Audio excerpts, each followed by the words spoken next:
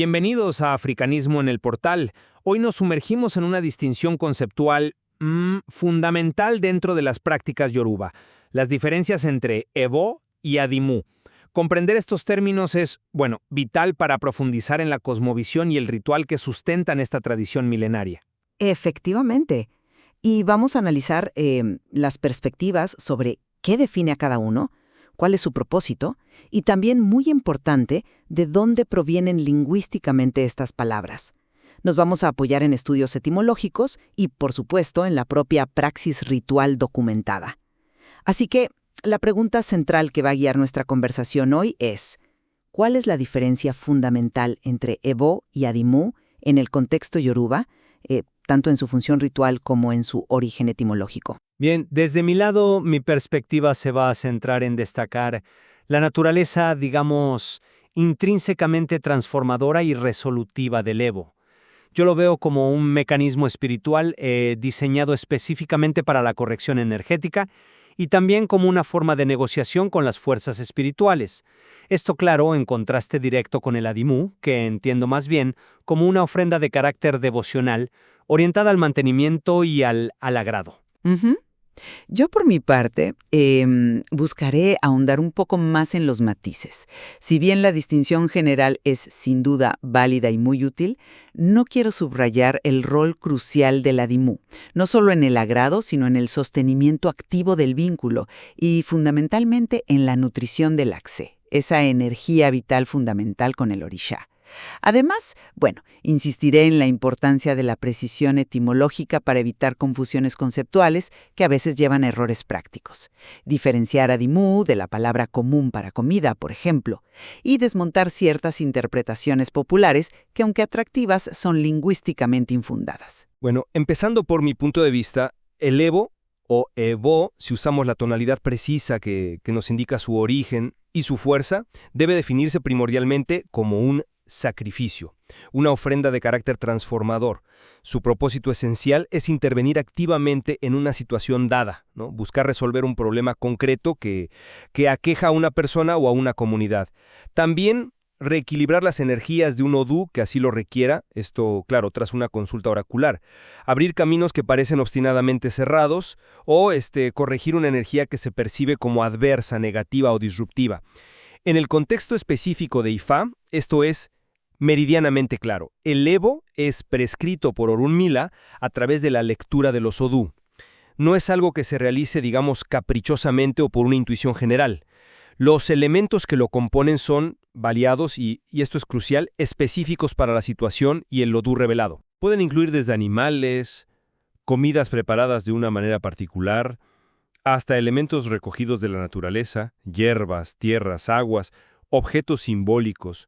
Y por supuesto, siempre van acompañados de rezos específicos Ofo y cantos Orín que activan su poder inherente.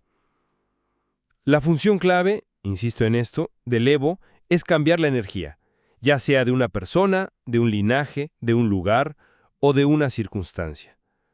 Es, en su esencia más profunda, una negociación espiritual.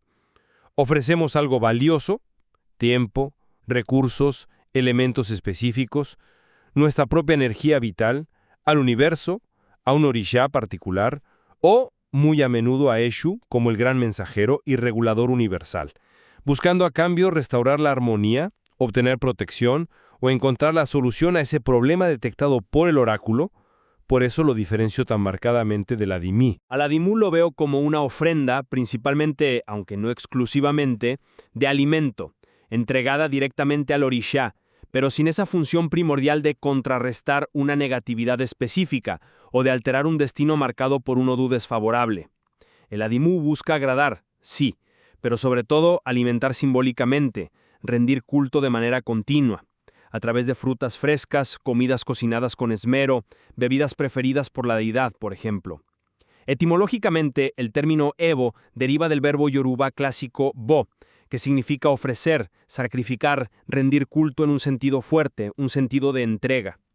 El prefijo intensifica esta acción, dándole el sentido de el acto mismo de sacrificar u ofrecer algo sagrado.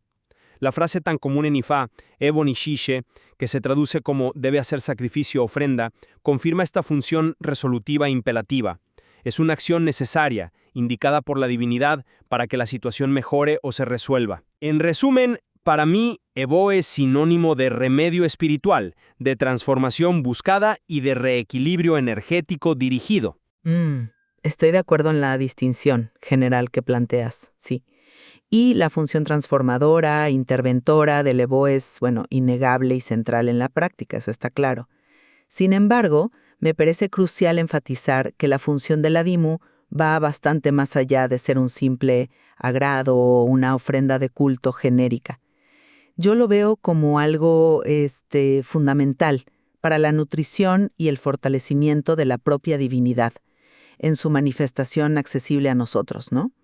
Para mantener viva y robusta la relación devocional y, muy importante, para dar continuidad al flujo de Akshe, esa energía vital que lo anima todo y que debe circular entre el orisha y sus devotos. No es solo dar algo bonito, es alimentar la energía del orisha, mantener su presencia activa y benéfica en nuestras vidas. Por eso su contexto es distinto también.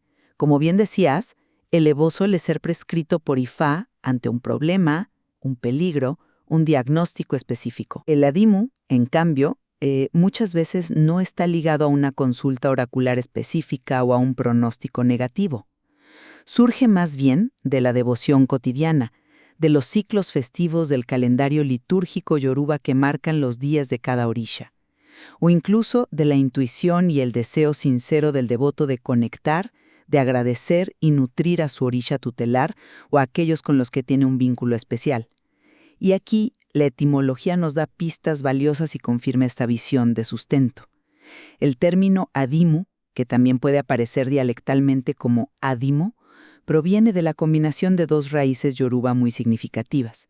Di, que significa sostener, contener, sujetar, incluso agarrar firmemente, y mu, que significa tomar, agarrar, pero también, y esto es importante, comer, beber o llevar consigo. Por lo tanto, adimu se puede traducir literalmente como lo que se sostiene o contiene para tomar o comer, o lo que se ofrece como alimento sostenido o contenido. Esto resuena perfectamente con su función ritual, ya que en muchos rezos y cantos tradicionales se menciona el adimu, en referencia directa a los alimentos rituales que precisamente sostienen, revitalizan y fortalecen la energía del orisha. Y aquí quiero hacer una aclaración lingüística importante que creo es vital para evitar confusiones que a veces circulan, incluso en ámbitos religiosos. Adimu no proviene de una elisión o combinación fantasiosa de ade, que significa corona, e imu, que significa nariz o olfato. Esa es una etimología popular, atractiva, quizás, por la sonoridad, sí, pero completamente incorrecta y sin ninguna base documental en los estudios lingüísticos serios del yoruba. Es fundamental distinguirlo también de la palabra yoruba común y corriente para comida en general, que es ounje, derivada directamente del verbo je, comer. Existen variantes como onye, ontonye, literalmente lo que se come, o ayeun, el acto de comer. Pero adimu tiene una connotación ritual específica ligada a sostener y tomar comer en un contexto sagrado de ofrenda nutricia. En síntesis, para mí, adimu es alimento ritual, es reverencia profunda y sobre todo es el mantenimiento activo y la nutrición constante del vínculo sagrado con lo divino. Su etimología, di plus mu, confirma este sentido de sustento ofrecido para fortalecer. Entiendo perfectamente la precisión que buscas al definir el adimu como nutrición y mantenimiento, y valoro esa perspectiva, de verdad.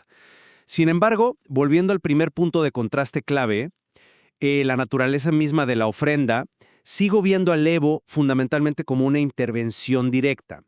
Pensemos en una situación concreta, ¿no? Alguien enfrenta una enfermedad persistente o una racha de mala suerte inexplicable en su trabajo. La consulta Ifá revela un nodú específico que indica la necesidad de un Ebo con ciertos animales, hierbas, objetos.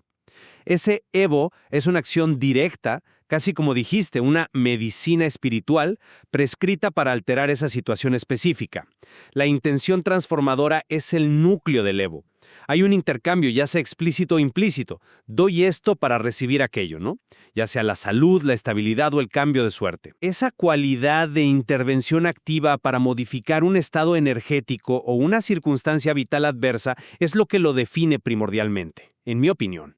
Entiendo tu razonamiento, claro que sí, pero permíteme ofrecerte otra perspectiva sobre eso. Si bien el Evo es claramente una intervención, no podemos subestimar la importancia de la Dimú como un acto fundamental para la continuidad y la fortaleza de esa relación con lo divino, que, idealmente, nos protege de necesitar intervenciones constantes. No es simplemente reactivo, como suele ser el Evo ante un problema ya manifestado. El Adimú es proactivo en el mantenimiento del vínculo. Imagínate a un devoto que cada semana, en el día consagrado a su orisha, le ofrece sus frutas preferidas, agua fresca, miel, manteniendo su altar limpio y cuidado. Al nutrir espiritualmente al orisha de forma regular con estos adimús, se asegura que el flujo de Ashe, esa energía vital, se mantenga constante y saludable entre ambos. Esto es esencial para el bienestar general del devoto y su entorno, incluso cuando no hay un problema inmediato que resolver. Podríamos decir que el Adimú ayuda a prevenir desequilibrios, manteniendo fuerte la conexión, mientras que el Evo actúa para corregirlos una vez que se han detectado o manifestado. Es una forma de mantener la relación vibrante para que idealmente se necesiten menos intervenciones drásticas o quirúrgicas, como decías antes. Como mencioné antes, el Evo clásico, tal como se entiende en el vasto corpus literario y ritual de Ifá, es casi siempre una respuesta directa a una lectura de Odú realizada por un babalawo o una Iyanifá competente. Los elementos específicos, el procedimiento detallado, el destino final del Evo si va al río, a la basura, a un cruce de caminos, etc., todo viene dictado por Orun Milá a través de la interpretación de Ifá.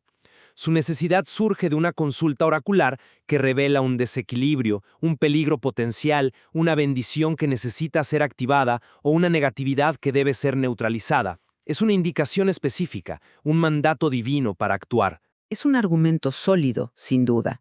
Pero ¿has considerado que el Adimú opera con una lógica diferente en cuanto a su origen y motivación? La mayor parte del tiempo. Si bien un babalawo o una iyal orisha pueden ciertamente sugerir un adimú específico en una consulta, quizás como complemento a otras acciones o simplemente para fortalecer el vínculo, su práctica es mucho más amplia y a menudo, espontánea.